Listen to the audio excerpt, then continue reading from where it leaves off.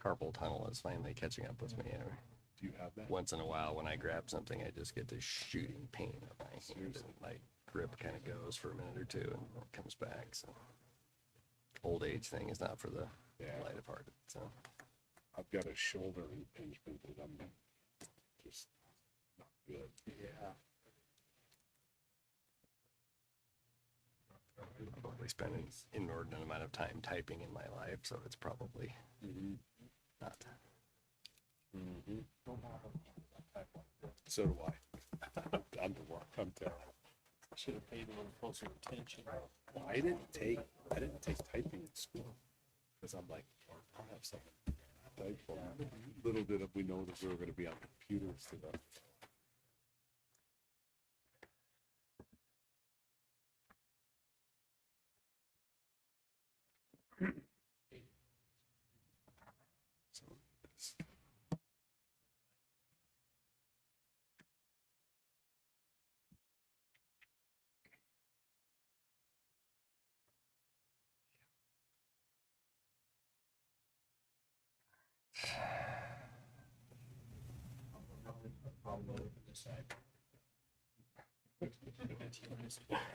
Just get all the little things.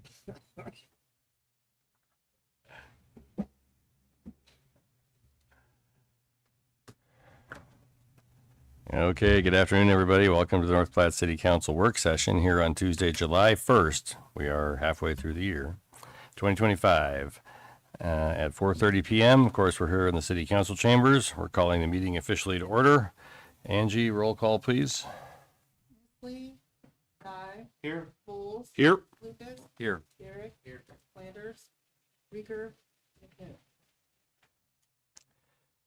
A current copy of the Open Meetings Act of the State of Nebraska is posted on the wall at the back of the council chambers. No formal vote or action will be taken at this meeting. I repeat, no formal vote or action will be taken at this meeting.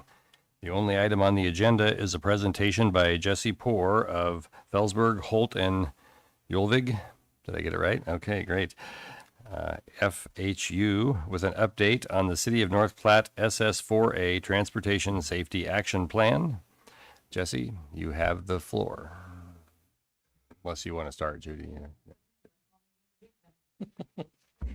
I know our time is it's constrained, so I'm going to give you till about 20 after 5, so you get about 50 minutes. So yeah, no, that's fantastic. I have about 35, 40 minutes of material Okay. I'd like to present and invite conversation about what's to come with the plan. All right, so yeah, Jesse Poor, Felsberg, Holton, Olivig. You go by FHU if it's too tough to pronounce the U as in Olivig. I'm a transportation planner, been with them since 2006. Really enjoyed working with communities across the state, and this project has been a fascinating discovery of how to solve long-standing transportation challenges in amazing central Nebraska communities. Kudos to Judy, who applied for the grant funding, federal aid, which was provided to conduct the safety analysis. It was provided under the federal Safe Streets and Roads for All program, which is identifying ways to reduce fatal and severe injury crashes while addressing safety on all roadways and modes of transportation. So nobody knows the city like you know the city, and the stakeholders that have provided us input along the way have been great to get a better understanding of what's going on in North Platte. I did grow up in Scottsbluff, moved through North Platte, knew it from tennis tournaments, but I didn't know it as I know it now. It's been a great project to work on and understand. I'm very passionate about what we're providing to you because I think it'll be a great piece of your toolbox to address some challenges, whether it's economic development or safety or school zones or whatever particular need is in way. The Transportation Safety Action Plan, though, is a specific deliverable. It is intended from the federal government to be a action strategy for you to organize your thoughts on which projects you want funding for that would improve safety, specifically reducing fatalities and severe injuries.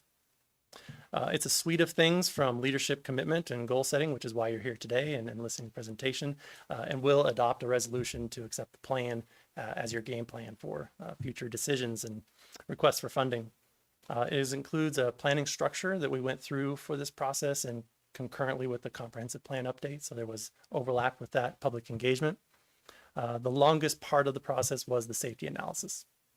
The data available, the methodology, the approach to the safety analysis, the way we went through it so that it would be a useful plan for you in North Platte was unique.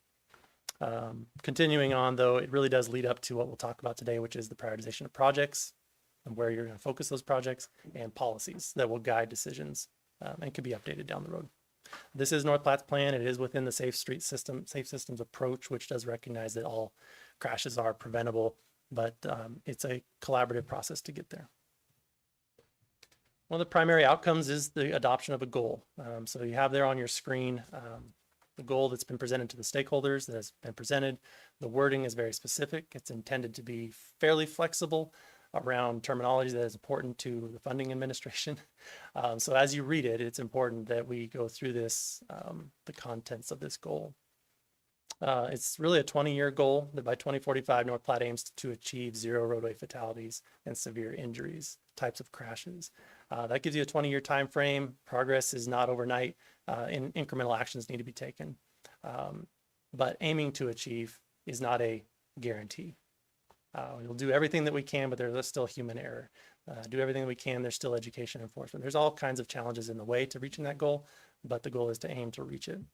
But to reduce those, implementation of safe system approach, we'll talk about that in transportation, all modes, moving people, goods, and services through the community. You are a regional and national community. This is the crossroads of America. So not only are you dealing with municipal city traffic challenges that everybody has, but you have U.S. highways cutting through your community as well. Long-standing corridors and decisions that impact safety today. So what does that mean? Reducing fatalities and severe injury types of crashes. All crashes are unfortunate. We don't want any of them, but recognize that the Transportation Safety Action Plan is intended to focus primarily on those fatal and severe crashes. And you can see the little dark line on the left. It bounces up and down from year to year. These would be anywhere from, as low as 4 to as high as 21 in any given year. Conditions prevail, certain situations happen, but over time, we'd like to see that trend go towards 0. Reducing 10% annually would get you to that goal. 5% would get you there faster, but working towards those solutions. There are no guarantees, but this is our aim. Our analysis, our approach, our listening to the community, looking at the high risk affiliated with similar conditions where we did see high injuries, resulted in the map in front of you. Maybe the color contrast isn't great for this screen, but all the dark blue lines and the red dots would represent what we're considering the priority network for North Platte. These are locations where fatalities and severe injuries have occurred, increasing the societal cost of those crashes, but also they are the connecting tissue or the connecting network that lead to and from those locations. Prior to being a transportation planner, as a natural resources planner, interested in sort of the ways things work out in nature. And, you can quickly point your finger at something that's wrong, but to understand why it's happening is kind of a context surrounding it. And it's the same way with transportation. You can say, oh, look at that intersection, or oh, look at that street, but the crash results and the significant issues that are there really are the result of a lot of connecting decisions. So we didn't really focus on one specific Band-Aid at one specific spot as much as thinking about it holistically. We did focus on 4 types of crashes when we were trying to organize our information. Angle type crashes you would expect to happen at intersections, and there's lots of right turn collisions at angle type. There's lots of left-hand turn collisions at angle type. These are predominantly at intersection locations. Fixed objects are where there's sort of a lane departure or something hitting on the edge of the road, whether it's a pole, a car, or something else. Rear end collisions might be distracted driving or impaired driving, where you'd fail to yield and hit somebody from behind and there's a fatality. Not as many of those as angle type crashes, but they are very severe because of the rate of speed. And the final one is the vulnerable road users. To use code word, that's really your pedestrians, your bicyclists, and anybody that's outside of a vehicle but still in the right of way. They are involved in different types of collisions. None of the KSI crashes in this study did involve vulnerable road users, but they were involved in some crashes below the severe and fatal crashes. So I have one heavy table And I promised I wouldn't like table, because there's a lot of different analysis, ways we could do analysis, and we did. A lot of these safety analyses plans will look at crash rates. They'll look at traffic volumes. They'll look at certain types of situations that are typical for engineering studies. And those are all out there and available for future decision making. What this plan really looked at was the societal cost of any one particular crash. So a property damage only crash, as it's reported, little side swipe, fender bender, it's just property damage, no injuries, would be rated as a 1. That's equivalent value of a 1. But as you move up the scale there in the red to a possible injury all the way up to a fatality, there's a higher societal cost factor. And that is a sort of an insurance type of rating, KBCO rating system that's accepted nationally. So in using that methodology, then we were able to look at all the crashes and then weigh them according to that scale. It allowed us then, you can see in the third column, the light blue one, an EPDO value. That's the cumulative value of all the crashes that occurred within a set study area. And we have 10 of them that have been identified. So from the top, it's south, US 83 south from Leota all the way down to Lake Maloney. You'd say, why did you consider that as one corridor? That's a really long corridor. But if you think about it as a contiguous segment, it's a lot of individual decisions that have to be made. You don't make them in isolation at one intersection or another. It's a system. So we included it all together, and the cumulative value of all the crashes related to that EPDO value, and it ranked the highest for a total number of crashes of 136 in our study. Using this as an example, if you were to divide all those crashes by that value, you'd get a whole different set of tables that we looked at. And actually that study area would come down because the average value is lower than rank 1. But we just use that EPDO value total as our way of ranking them. So you can see all the way from 1 all the way down to 10, a significant differential in the value of the societal cost. But moving across, you can see we're looking at all fatal crashes and total KSI crashes. Those would be killed or severe injury or significant injury crashes. Excuse me, maybe missed out on this. What is ASI? KSI, killed or severe injury. Yep. So that's the focus of the plan. That's the focus of the types of crashes we're looking at. So we pull those out of all the data, and so you can see how many there were within each study area. This is a roll-up of all the individual intersections and segments within, so that's cumulative across the rows. But you can see in the lighter blue the type of KSI crashes that occurred. So in study area 1, we had 5 angle type severe fatal crashes. That's very telling of the types of strategies you might go solve the problems with. So if you think about Highway 83, we're at the intersection of State Farm Road, 3 fatalities related to angle type crashes or turning movements through that intersection. That's a high value, so it rises to the top in our evaluation. It might come down in a crash rate type of argument, but in this argument, it rises to the top. Good question, Ed. Is there a follow-up? Good. Okay. So we really I wanted to paint that picture so you understood how systematic we went through. The latest, this SS4A funding method that you got the funding to do this plan for, the latest round, the notice of funding, it really looked at the proof was in the pudding. Are you reducing the societal cost of crashes by the projects you want to do? So you're teed up with this plan and this methodology to say, we're going to work through these priorities because they will reduce the societal cost of our crashes. So 10 study areas. I was going to go through those here pretty quickly in a little bit, but just a couple of more thoughts here. We did consolidate intersections and segments into study areas. There's multiple intersections and multiple segments, and they'll be kind of addressed together instead of in isolation. Where they overlapped sometimes, we left them in both study areas. Reinforcing the importance of solving that problem. It's not one direction or another. If I solve an intersection problem, it benefits both of those study areas. You'll see what I mean in a little bit. Doesn't that weight it heavier though? It brings the most important ones to the top. Yep. Yep. So, for example, coming back to that Highway 83 and State Farm Road, if you solve that one and you do reduce the fatalities and severe injuries to 0, you bring 2 of your high priority study areas down to the bottom almost immediately. So it benefits multiple corridors, what I'm saying, multiple study areas. We have that on 83 and 30. We have that on few others as well.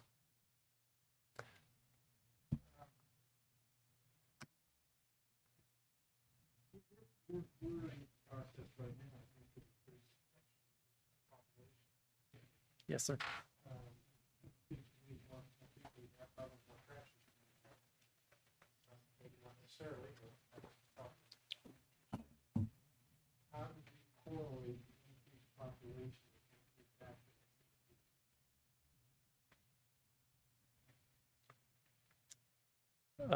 In general, I think I would get to the point at the end, so it's great that you're bringing that up now. Again, reinforcing, like to address all crashes, right? None of them are desirable. This plan specifically pulls out the severe and fatal crashes. But what's included with this plan as it's adopted is a toolbox, what Federal Highway Administration calls their proven safety countermeasures. So it's a toolbox of strategies that can be deployed on any particular roadway or intersection improvement. And so the hope would be that by adopting the policies that we'll talk about in a moment, that those types of enhancements, improvements are made when there's any capital improvement projects that are made in the city, whether it's intersections or segments or school zones, bikeways. Those safety countermeasures are included with those projects. But as far as total number of crashes, hopefully not. How do we rate the effectiveness of the work that we've done if we aren't taking into consideration the amount of traffic that's going through those intersections? I think that's done on a case by case basis. So if you have an individual project, an improvement, let's just say Francis and Leota, right? That's a project that's going to create increasing capacity and connection between Newberry and Jeffers or Dewey.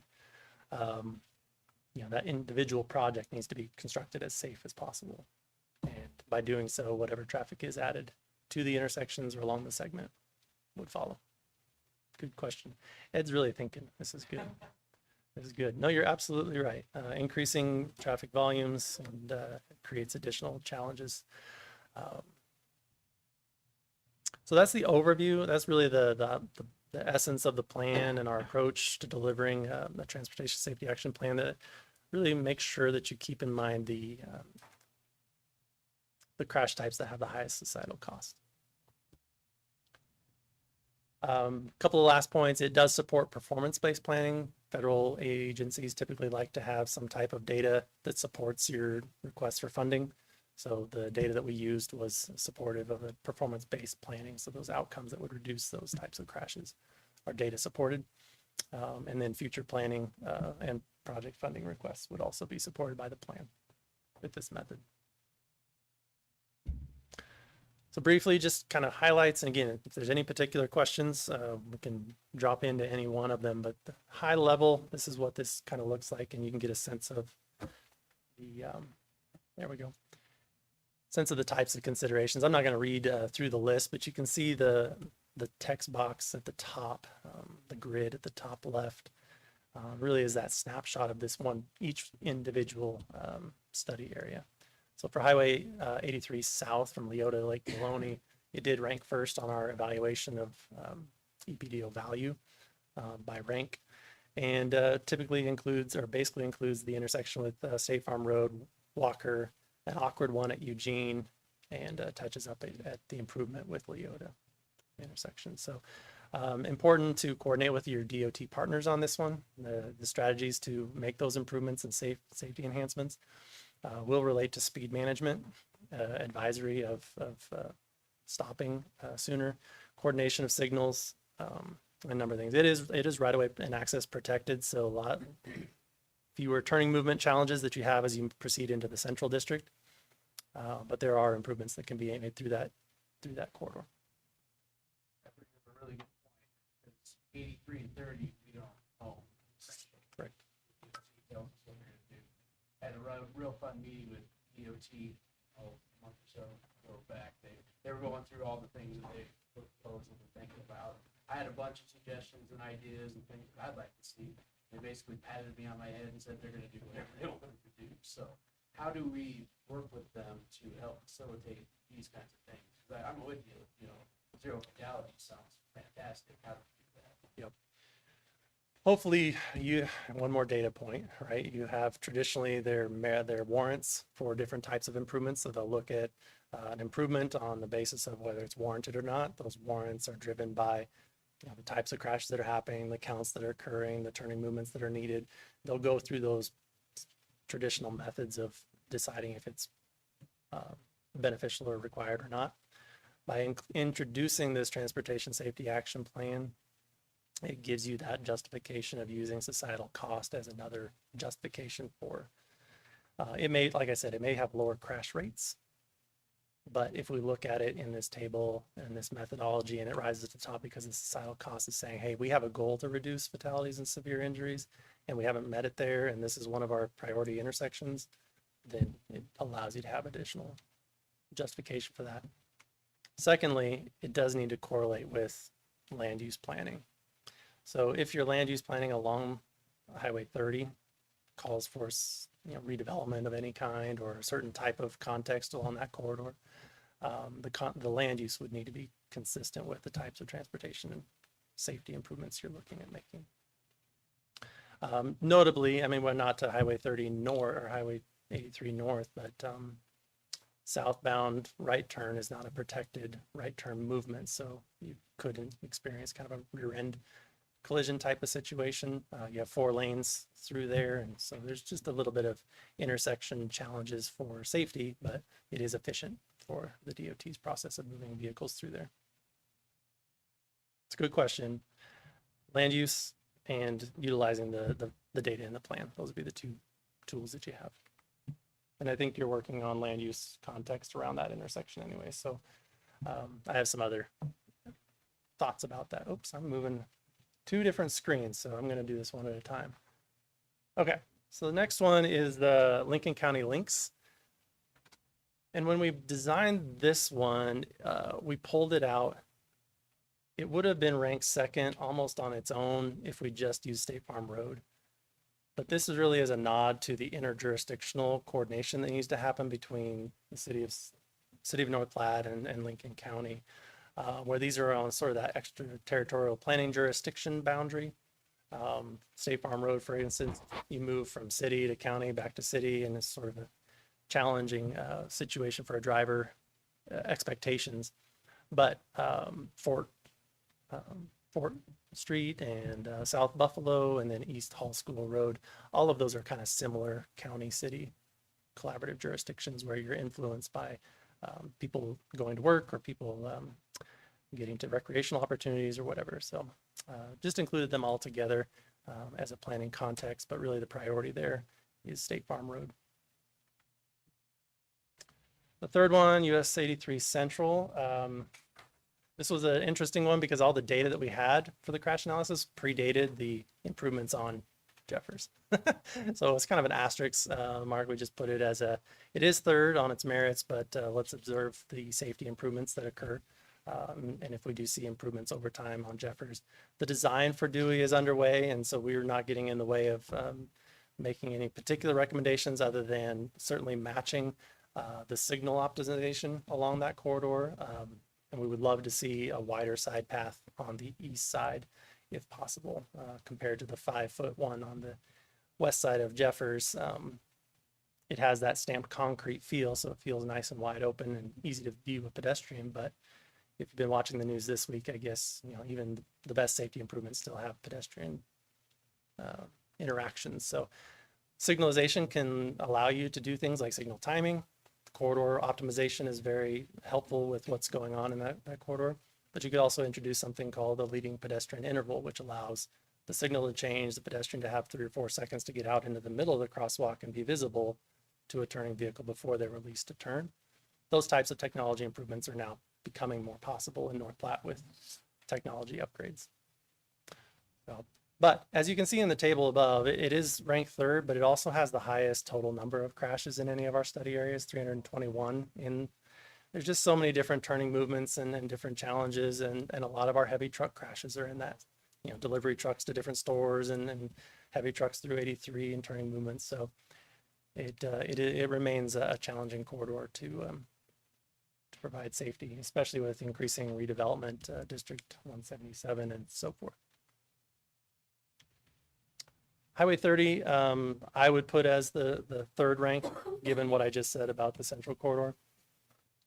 We looked at this one really from east to west because of the transition through that corridor representing such an important aspect of North Platte, but really needing some type of a corridor master plan tying it all together.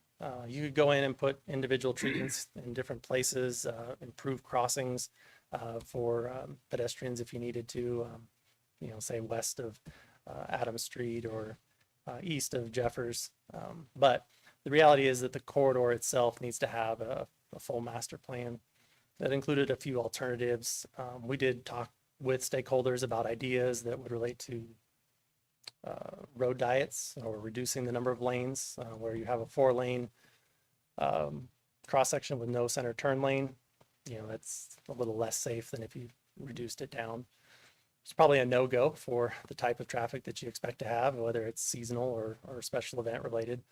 And the types of industries that have long been on that corridor would really prefer not to have a reduction in lanes. So looking at alternatives for that cross section would be important and tie it to the land use plan that's coming forward. But high priority for making some solutions available in that section as well. Fifth, we moved to Highway 83 North. So really 83 all the way through town. It just depends on which section you're on. There were a number of crashes from 4th, 9th, and 12th, but particularly 4th and 9th, that you have a 4-lane cross section, no parking on either side, and you have a lot of businesses like right up into the right of way. So challenging visuals for turning movements and things. So high speeds really does come to one of the policies we'll talk about later about speed management. Coming around the corner then, 6th is the I-80 frontage road corridors. And really, again, this is one where we could have just left Eugene and Halligan, or Eugene and Walker with those two intersections. But enough of the public input came through relating to Halligan and the need to really create an offload for sort of bike ped movements east of Jeffers, that we just added it as an opportunity to have some consistency. Now, they're not technically frontage roads, but if you go back to the 1970 master plan for North Platte, Willow was intended to be a frontage road. So you go from Walker and Willow, you'd go north and then make a frontage road all the way to Buffalo. That ultimately ended up not exactly happening that way, and you have this short queue intersection at Eugene and 83, which does come up on our high injury network for intersections, but not a lot of solutions you can do with that without controlling some of the movements in and out of the intersection. But that is kind of handling them as frontage roads allows you to have consistent policies. Going to need to decide if there is bandwidth to widen Eugene or not. It's not necessarily a recommendation of the plan, but it continues to be out there with no real solution for the limited right-of-way available for an ultimate cross-section. We had two intersections. In the plan that didn't fall nicely into any other study areas, so we just gave them their other study areas. The other high injury intersections, this would be Oak and B, where there's a fatality, and Willow and E Street. So you can see the dots there represent the intersections, but again, recognizing that these are not isolated challenges, they are kind of the systemic issue of the approaches and the driver expectations. I was talking with Kevin and Judy before the meeting about Oak Street and how all the parking prohibitions are on the west side of Oak Street. Typical recommendations would be something to like choke down the flow of traffic. And honestly, you could do that by just switching half of the block's parking restriction to the other side, where vehicles kind of had to move in a non-linear movement as they approach the intersection. Basically just the idea of interrupting driver expectation. We know how important Oak Street is from stakeholder feedback as a corridor for drivers to the high school, north and south. It's a tough intersection, and it's an important one to connect down to the park and all the way up to Front Street. So I think that there's a project on the 1 and 6 for Oak Street improvements, but there are probably some temporary solutions as well that could be done in that one. Continuing on then, kind of working to the end, these ones get down pretty low in that EPDO ranking value. So not that they're not important, they just kind of like, if you're going to prioritize your investments, keep them up high. we didn't have another name for it, but as we were looking at all the sort of regional medical circulation that's happening, Leota, Francis, in that area, we just kind of call it that regional medical circulation and emergency vehicles. You got parked there, you've got schools and access, and then obviously transportation through that Highway 83 corridor as well. So we did have 2 intersections on that one on Willow that, although they did have high injury intersections, they were pretty low in the ranking. 9th was 4th Street, and the whole corridor of 4th Street is isolated. And I want to explain why. When we started this one, it did pop up. At the same time, we were having side conversations with other stakeholders. But if you were just to focus on where the fatality and severe injury crashes were, it's between Willow and Jeffers. But at the same time, we were having conversations about people wanting to have like a logical conduit east and west to cross 83 by bike or walking safely. They just were looking for one of the crossings to be a safer crossing for bikes and peds. And so we just picked that one early on in our study because we thought that might be a logical corridor. At this point, we're just using it as a visualization to recognize that 3rd Street's already there as a bike route. And with a little bit of an adjustment, maybe to get around 2nd Street, to get around the public building, and then back into the Canteen District, you probably could solve the same problem, but the focus in this section would be Willow and 83. But you do have much interesting, this is about driver expectation. You have 4-lane undivided cross section east, and then it goes down to 2-lane with a center turn lane. And then in the residential section, it's really wide 2-lane at 25 miles. That's a lot of speed differential, cross section differential if you are moving east-west. Some challenges. So really looking at traffic calming at the intersections in the residential section would be wise. And then the last one, Newberry Access Road, although it didn't come up very high on the EPDO value, it did come up a lot in the public stakeholder feedback of concern about, permeability from new development in the southeast part of town across 83 to access work and housing. So really encourage side path type of infrastructure and safe crossings at Leota and Phillip and 4th. Also had great conversation with this sort of a bonus recommendation, conversations with stakeholders focused on active mobility, whether it was schools or bikes or peds. And the reflection that I had was a need to really modernize the language around how it's talked about. So in the community, we talk in North Platte about on-street and off-street trails. We're recommending moving towards a language that's more commonly used by Fed Highway and other funding partners. So multi-use trails, side paths, bike lanes, shared lanes, and then other types of treatments that would improve the pedestrian types of infrastructure. You mentioned the leading pedestrian interval or a rapid flashing type of a beacon. You'll notice the sign there. If you're looking at the screen, the bikes yield to pedestrians.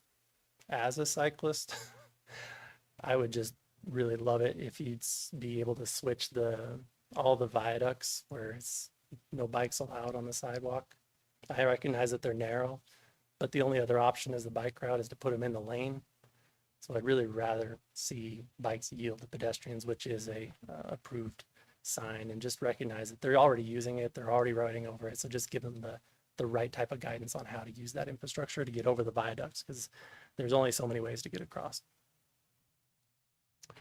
So that is kind of the projects. And before I continue on and looking at my time, I'm going to go through the policies pretty quickly, but were there any other questions about the analysis or the study areas?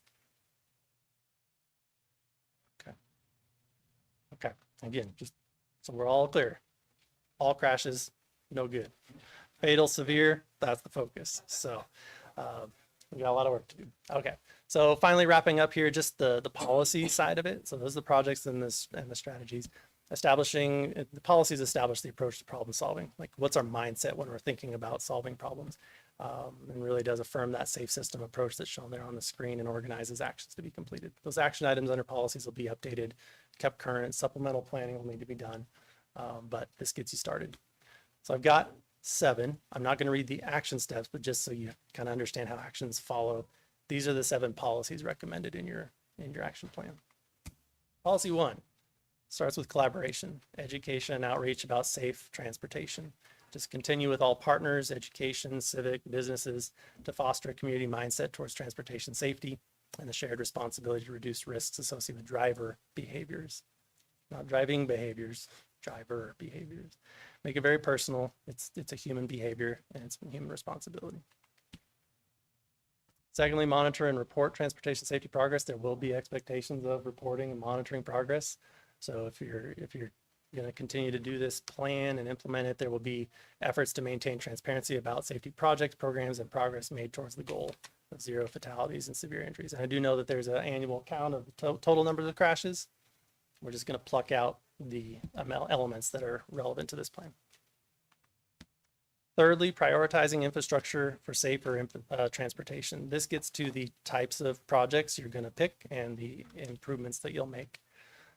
Giving priority to improvements that can make intersections and segments with highest societal costs safer by addressing the causes of fatal and severe injury crashes with proven safety countermeasures. This is your affirmation that you're adopting those proven safety measures and that they're going to focus on funding requests around ones that solve those problems. Fourth, establish safe speeds on city streets, state, and county roads. I think it's important. This is not something that could be accomplished with this project in particular, but speed studies continue to look and evaluate compliance with posted speeds. I was telling some folks beforehand, if you did drive from Lake Maloney all the way to Leota at 65 miles an hour, and then turn around and go back to Lake Maloney at 40 mile an hour, it'd be about a 90-second difference. We're talking about time differential in speeds and posted speeds. Just continue to evaluate compliance. And the value of having that posted speed lower is that it reduces the velocity of those crashes at severe and significant injury intersections. You betcha. Fifth, reinforce outreach and education with traffic enforcement. We've had great participation from our law enforcement folks listening in on what they're learning. And I know they'll continue to do their role within this whole plan, but really providing consistent enforcement of traffic operations, periodically elevating the focus within these high-risk areas would be a benefit to the overall implementation of the plan. 6th out of 7, connecting the community across safe highways and railroad corridors. I think this is one of the challenges of North Platte. I think there's a lot of perceived risk of crossing highway corridors and challenges over viaducts. Glad that they're there. Fantastic that there's 0 friction over railroad corridors, but crossing the Highway 30, Highway 83, even eventually the 4 lanes of Newberry Access Road. Very important. Lowering the barriers to redevelopment and multimodal transportation across them is very important. And then finally, promote safe infrastructure and users of active transportation network, modernizing a pedestrian and bikeway network within the North Platte planning area. Showed a graphic of what that concept was previously. Would be an important part, and this will be tied into your comprehensive plan. Those are your policies. The work that's been done is under the first bullet. Production to dates included development of your goal, planning structure, safety analysis, engagement, all the way down through strategy and prioritization. What's left is implementation plan. What projects are most important first? And those are coming through the sausage grinder now as we develop a draft plan for the project team to review in July. The expectation is that you'll have by mid-August, early September, a final plan for adoption of resolution following what you've heard today. So felt it was important at this point, just make sure there was understanding of kind of the framework of the plan and what's to come. It will include these types of recommendations and projects, but it points the way. It doesn't necessarily direct the exact steps. That'll be for you to decide once it's adopted. So I'm here for as long as you need. Any other questions I can answer, happy to have a conversation.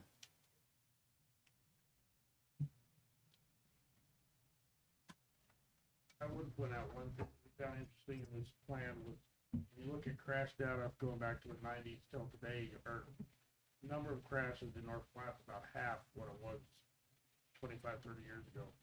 So that wasn't looking at severity, it was just looking at total number of crashes, but it's reduced quite significantly in the last 25, 30 years, where our populations either stayed static or had some growth. So just something to point out.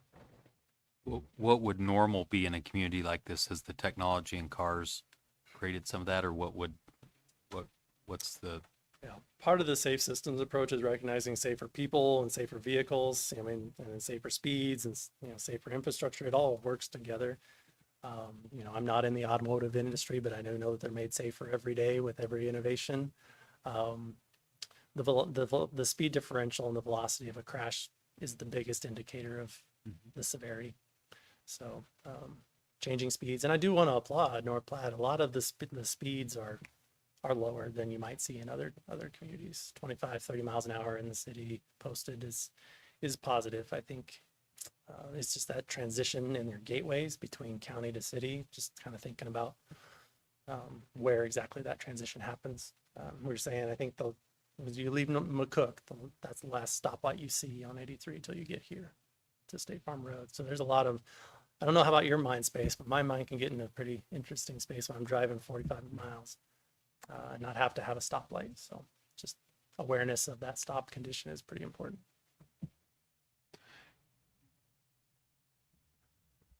Just getting a big picture of this. So we're down to strategy and projects. So now in September, you'll give us more direction on projects. Yeah. Okay. Okay. It'll- So you're going to give recommendations for us. So and then it's our choice to figure out what we want to do. So, and let's take that Highway 83 corridor, because that's number one on your list. We had the 4 fatalities there, so you'll give us the strategy to work, and DOT can see this project too, right? Yep. So then we have to coordinate with DOT. You said that was the challenging part, because, let's say we have a recommendation to make from Lake Maloney School all the way down into North Platte, 45 miles an hour. Sure. As opposed to coming down that hill, because that's what you have. Then you have the flashing lights, and maybe they say rumble strips or something. Sure. So that's the suggestions you'll give us in September. Yep. Awesome. Thank you. It'll look like specific projects, specific studies, and then bundles of solutions. And what some of the funding that's been most successful is to say, hey, we know we have some intersection signal safety challenges. We want to handle them on a corridor, which is why we did yours as a corridor. Yep. So you ask for funding, and then when you get the funding, you're applying it as far as you can within the intersections that are identified in your plan. Okay. And to not to continue on with this, but the bike path, you'll give us a suggested bike path potentially coming around, or is that more of us to do? There's going to be a couple of key locations where we're recommending where enhancements need to be made, but to go into detail about a bike network, Okay. as much as I want to dig into that, I know you do. there's way too much. and That's another I want to stay focused. project. Okay. Thank you very, very much. Brad? As part of your more in-depth report, will that include possible funding mechanisms that we can access? Because that's some of the problems we run into. Great idea. Right. Yep. You're all very well aware. Funding right now, who knows what the focus will be, but this would put you in line of having an adopted plan that meets all the requirements that you could go after, whether it's SS4A as you have today or something else that it's called. Safety will continue to be a priority. How it's funded exactly is up in the air. Just a general question. Who controls the speed limit on 83 and 30? It's not us. It's the state. That would be the state, right? I thought so. And that's I'm pretty sure all of the streets in North Platte, except for Front Street, and I think one more is 25. So we pretty much got everybody pretty much possible from our perspective. Yeah. Again, the tentacles of a planning process like this, if you were just passionate about speed zone management, like I'm passionate about bike and infrastructure, like there's a whole methodology and process to follow with the DOT if you want to work towards that. But it takes, demonstrated work to evaluate compliance against posted speeds, and that can be done. And that's why it's a policy, The goal is to get everybody as quickly as possible to their location as safe. safely as possible. Yeah. I have a question. You hear the traffic management experts and people, things to read things about it, and they talk about why in higher traffic areas, roundabouts are safer than the traditional intersections with lights on them and things like that. Would you explain that a little bit, please? Sure. Yeah. We come from the land of Lincoln. We seem to have them grow up, populate every day, a new one. The simplest explanation of a roundabout is that it changes the degree of impact and slows the velocity of impact. So instead of a T-bone, you might have a deflection. That simple velocity change, that simple deflection change reduces the severity of the injury. So it may not be a severe injury, it may still be an injury. Those two factors are the most prominent. Is it less convenient? Is it an annoyance to have to go around when there's nobody else around? Absolutely. Yes, I get annoyed every time I go home through 2 roundabouts. There's absolutely no reason to have to go around, but I know it's safer. So I feel okay about that, but that's a personal preference. My father-in-law, adamant against roundabouts. I had to take him through the chain of roundabouts on Yankee Hill and explain to him, it deflects you this way so that you can see the guy.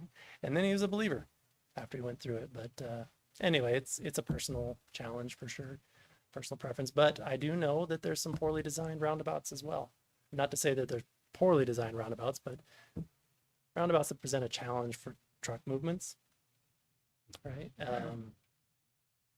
Yeah. So just being aware that that's not always the right solution in every situation.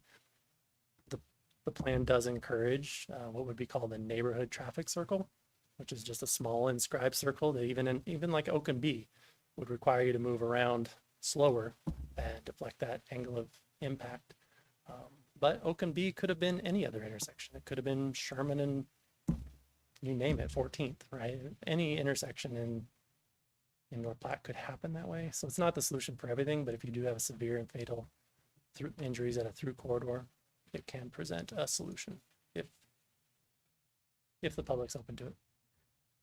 So then just to sum it up, it's the physics of the crashes that are changed in a roundabout scenario That's a good summary. that theoretically produce a, well, less dangerous crash might be the way to say it. So, okay.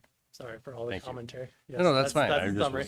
was trying to make sure it was followed. Less than how many crashes happen, but the severity of it. Severity, yeah. Yeah.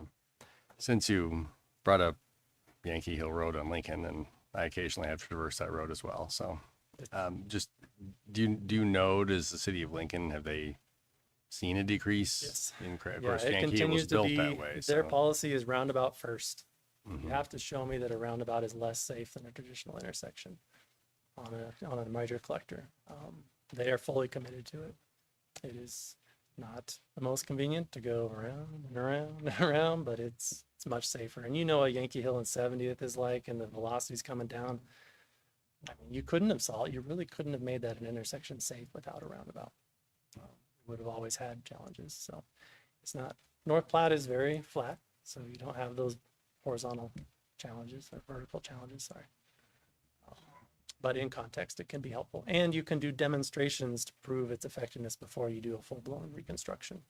That would really be the recommendation if you were going to test pilot anywhere, is a sort of a quick build modular roundabout that was a demonstration project rather than a full-blown reconstruction. And DOT has experimented with roundabouts on highways. Fremont has them, Norfolk has them. They're not exclusionary. There are other intersection treatments, sort of a left-hand turn to the right. I forget what they call that exactly. But there are a number of intersection enhancements that can be made, but that would be an NDOT decision. How are they on the use of space? Like take for example, like Phillip in Buffalo or A in Buffalo. Can a roundabout be retro filled in a way that doesn't? In other words, will they fit in a standard connector intersection, or do you have to take out a bunch of yard? Looking at that before coming up here today, because I figured the question would come up. A smaller roundabout on a 2-lane roadway is probably going to need at least 80 foot. To get across. So you're probably going to be dealing with a little bit of right-of-way impacts. Okay. Jesse, you mentioned that you do these all over the state, all over the bar area. So comparing us to other cities like our size, how would you compare North Platte as far as our traffic safety and our traffic incident rate compared to others? That's a good question, Lane. I think a bit of it is relative, right, to where you are. I think it's interesting, North Platte's redevelopment that's happened and the business that's popping up in the inland rail port. It's such a unique situation to have US 83 and 30 slice through you. Without a real corridor management plan on 30 that would capitalize on the development potential along there. As far as community, I think that you've got an incredible cluster of crashes on the 83 Central Corridor.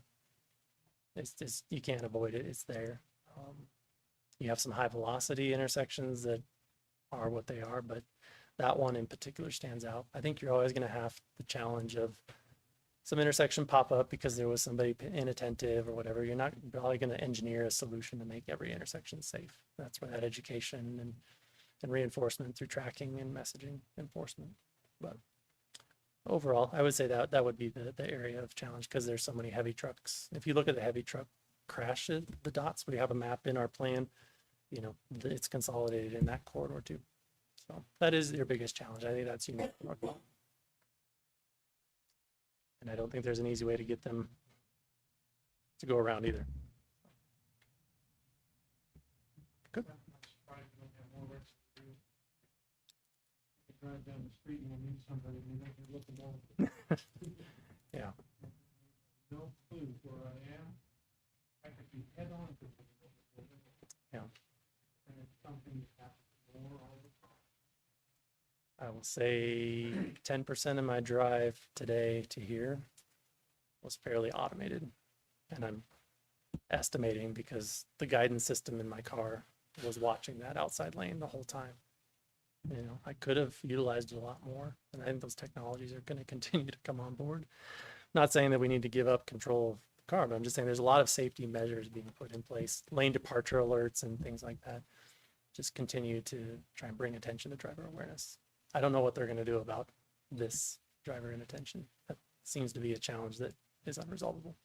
Where do you land with driverless cars? I don't have one. I have been in one. I promised my dad, sorry, we are way off topic. Promised my dad when my daughter was born, she just turned 17. I said, by the time she's 16 and able to drive, she won't have to.